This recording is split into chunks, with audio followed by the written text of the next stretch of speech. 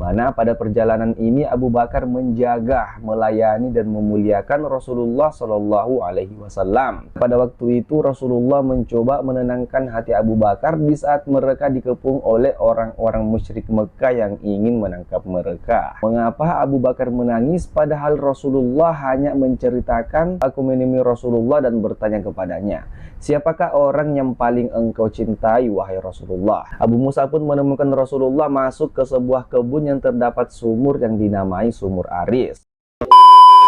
Assalamualaikum warahmatullahi wabarakatuh. Terima kasih sudah klik video ini. Oke, jadi pada video kali ini saya akan membahas salah satu sahabat mulia Rasulullah, yaitu Abu Bakar As-Siddiq. Abu Bakar As-Siddiq adalah sahabat Rasulullah Shallallahu Alaihi Wasallam yang paling mulia. Bahkan bisa dikatakan beliau adalah manusia termulia setelah para nabi dan rasul, di mana beliau juga termasuk orang-orang yang pertama kali memeluk Islam dan khalifah pertama yang dibaiat setelah meninggalnya Rasulullah. Melalui putrinya Aisyah radhiyallahu anhu, Abu Bakar juga adalah mertua Rasulullah Shallallahu Alaihi Wasallam. Oke, sebelum kita masuk ke dalam pembahasannya, perlu saya disclaimer terlebih dahulu kalau semua informasi yang saya sampaikan di video ini saya ambil dari ringkasan artikel-artikel yang ada di internet. Dan misalkan kalau ada informasi yang tidak saya sebutkan di video ini, kalian bisa komen di kolom komentar. Dan saya juga mohon maaf sebelumnya kalau misalkan ada informasi yang kurang tepat dan kurang jelas, juga kalian bisa langsung komen di kolom komentar. Oke, seperti apa kisah lengkapnya, langsung saja kita masuk ke dalam videonya.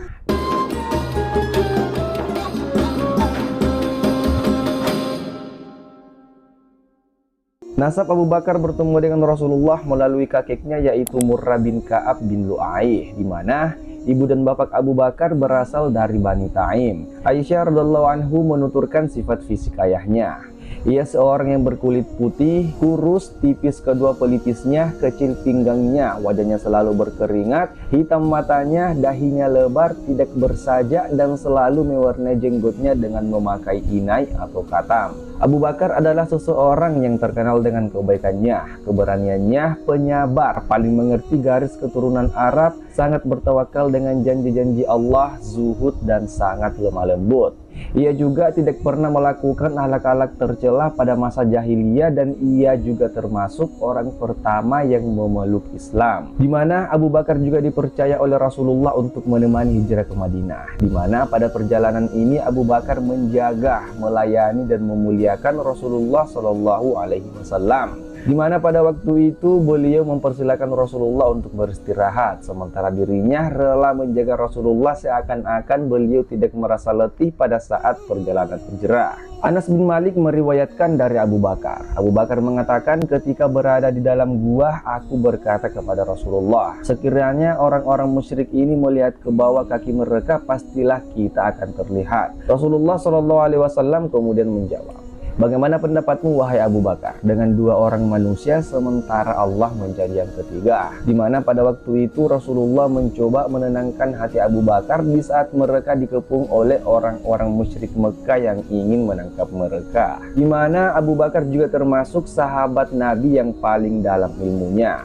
Abu Sa'id Al-Khudri mengatakan, suatu ketika Rasulullah Shallallahu Alaihi Wasallam berkhutbah di hadapan para sahabat dan mengatakan, sesungguhnya Allah telah menyuruh seorang hamba untuk memilih dunia atau memilih ganjaran pahala dan apa yang ada di sisinya, dan hamba tersebut memilih apa yang ada di sisi Allah. Abu Sa'id Al-Khudri kembali berkata, setelah mendengar hal itu Abu Bakar kemudian menangis. Di mana para sahabat pun heran pada waktu itu, mengapa Abu Bakar menangis padahal Rasulullah hanya menceritakan seorang hamba yang memilih kebaikan.